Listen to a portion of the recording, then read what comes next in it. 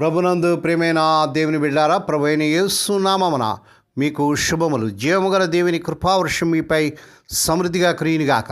ఈ దినం అనగా జనవరి నెల 18వ తారీఖు 2026 ఆదివారం హోలీ ట్రింటీ చర్చ్ మినిస్ట్రీస్ వారు అందించు అనుదినమన్నా. ఈ దిన మన ధ్యానాంశం స్తుతి ఆరాధన. దేవుని వాక్యం చదువుకుందామండి. కీర్తన గ్రంథం 34 కీర్తన 1వ వచనం.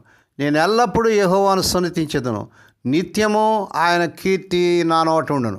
దేవుడు తన పరిశుద్ధ వాక్యను దీవించునుగాక. దేని బిడ్డలు, ఆదివారం ప్రభు దినం, పునరుద్ధాన దినం, పరిశుద్ధ దినం. క్రీస్తు ప్రభు రక్తంలో కడగబడిన ప్రతి విశ్వాసి దేవుని సన్నిధికి ప్రభును స్తుతించి ఆరాధించి, ప్రభు చేసిన మేలు బట్టి, ఆయన ఇచ్చిన గొప్ప రక్షణ బట్టి ప్రభును స్తుతించి కొనియాడి ఆ ప్రియ ప్రభువును మహింపరచవలసిన వారు వింటున్నాం.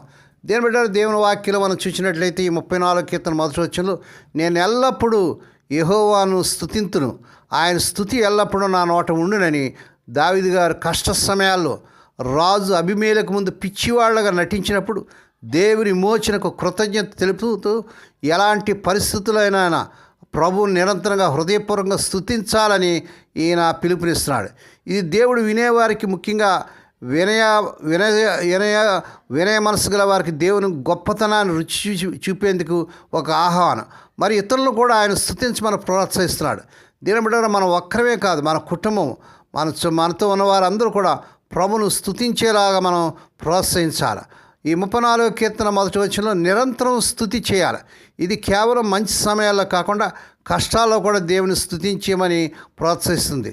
కనుక దేని బిడ్డ ఆదివారం ప్రభు సన్నిధికి వచ్చి ప్రతి విశ్వాసి ఏ కష్టంలోన్నా సమస్యలున్నా ప్రభును స్తుతించాలి. హృదయపూర్వకమైనటువంటి అర్పణ చేయాలి. ఇది పెదాలతో మాత్రమే కాకుండా జీవితం ద్వారా కూడా దేవుని స్తుతించడం అంటే మన జీవితం ఆయన మహిమను ప్రతిబింబించేలాగా ఉండడం అనమాట. సామూహిక ఆహ్వానం, తనను తాను మాత్రమే కాకుండా ఇతరులు కూడా దేవుని నామను మహింపరచమని ఆహ్వానించడం.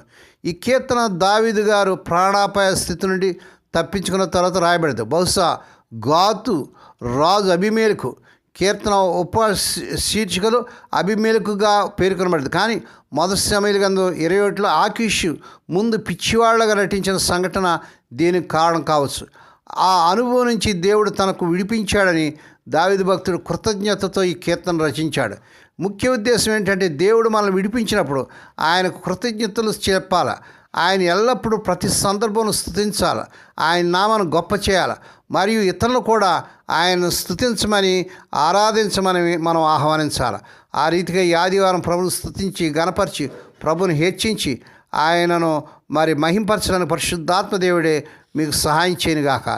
ఈ మాటలు దేవుడి దీవించునుగాక. ప్రార్థన చేసుకుందాం. పరిశుద్ధుడైన మా తండ్రి, నీ పరిశుద్ధ నామమునకు వందనాలు స్తోత్రాలు చెల్లించుకున్నాము నాయన. ఈ మా ప్రభు దినాన్ని బట్టి, పునరుద్ధాన దినాన్ని బట్టి, పరిశుద్ధ దినాన్ని బట్టి ఆ సర్వలోకంలో పరిశుద్ధులు నీ పాద సుందరి చేరి మిమ్మల్ని స్తుతించి ఆరాధించి గొప్ప దినాన్ని బట్టి స్తోత్రాలు. మా తండ్రి, స్వదేశ విదేశాల నుండి వర్తమానం వింటూ అనేకలు షేర్ చేస్తూ, లైక్ చేస్తూ, సబ్స్క్రైబ్ చేస్తున్న మా ప్రియులందరినీ దీవించండి. ఈ దినం పుట్టిన దినాలు, వాహ దినాలు, శుభదినాలు జరుపుకునే బిడ్డలు బహుగా దీవించి మరొక సంవత్సరమైన దయాక్రీటైన బిడ్డలకు ధరింపజేసి వారి పట్ల నూతన కార్యం జరిగించుకోండి. రోగులైన బిడ్డల పని ప్రత్యేక రూపు చూపించిన ఎవరైతే సీరియస్ కండిషన్లో హాస్పిటల్ ఉన్నారో ఇప్పుడే శిరస్సు మొదలు పాదుల వరకు కలవరి సర్వ రక్త ప్రభావం ప్రవహింపజేస్తున్నాం. స్వస్థత, ఆరోగ్య, విడుదల యేసు నామములో ప్రకటిస్తున్నాం తండ్రి.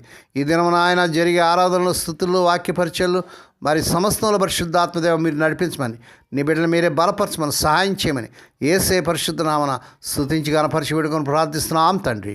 ఆమేన్. మన ప్రభువైన యేసుక్రీస్తు వారి కృప, తండ్రి ఏరి దేవుని ప్రేమ, పరిశుద్ధాత్మ దేవుని కన్నీని సహవాసము సదాకాలం మీకు తోడేండి నడిపించి బలపరచునుగాక. ఆమేన్.